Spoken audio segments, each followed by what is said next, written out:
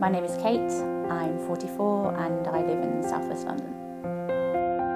I went for my smear test in August last year and received a text message saying that I needed to come in for a further appointment, and that was it.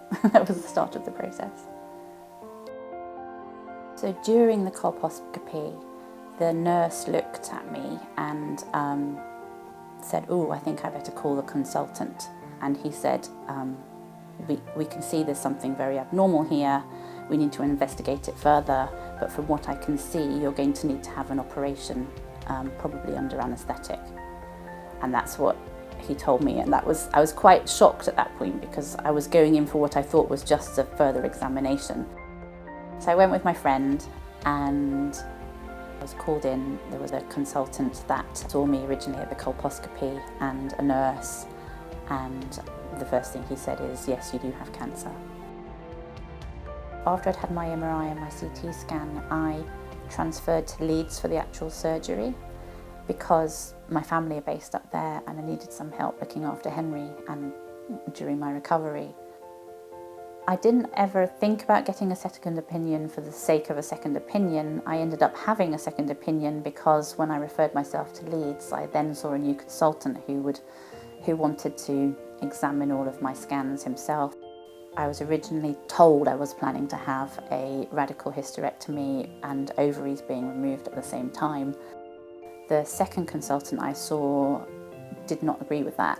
He said, "There's no need to take your ovaries. The shock of having your ovaries removed at your age would be really just not worth doing." I had to make so many decisions, and I felt like I had to decide things by myself. What's going to happen to my son? Where am I going to be for the operation? How's it going to work? Who's going to look after me? Because I'm on my own, so I felt like I had to be responsible for everything and be a good mum and hold it together.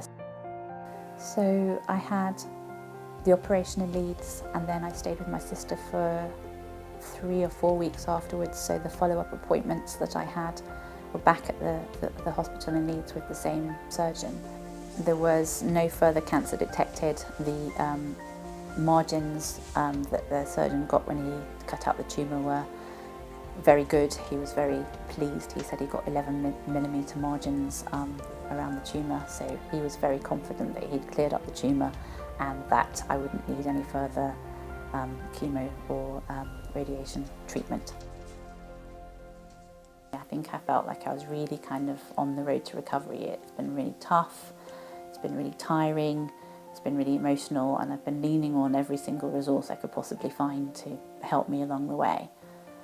The last couple of weeks, I have to say, though, have been really tough. I suddenly started feeling aches and pains I didn't feel before, and I can feel my anxiety levels rising. I feel a little bit stuck and a little bit nervous about what's going on and the knock-on effect of all of that, because it means that my route back to work's not great. It means my self-esteem's not high. It means that I'm worried about my pay, therefore everything just then suddenly becomes a big issue, and I'm worried again. It's how do I get to a point where I'm a normal person that's not freaking out every time I have an ache or a pain and Googling symptoms and calling helplines, and I have something more interesting to talk about than this. I think from my point of view, I've just had to learn how to tap into my relationships better, to understand the value of what I have outside of work, because the thing that this thing has threatened more than anything for me is kind of my structure is very work heavy, my life is very work heavy, but it's given me the opportunity to connect with other people in different ways, friends and family, but also people either through something like Joe's Trust or other groups of people that you can I can offer something to them, and I find that quite exciting and inspiring. So to anyone in my position where they're facing a diagnosis or potential diagnosis of cervical cancer, I would just say, reach out to people, go to support groups, even though you think that it might be the last thing that you would ever want to do, go.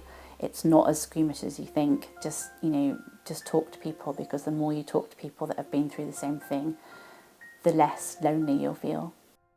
I've never had the chance or a reason to connect with people before in a meaningful way outside of work. That side of it's good.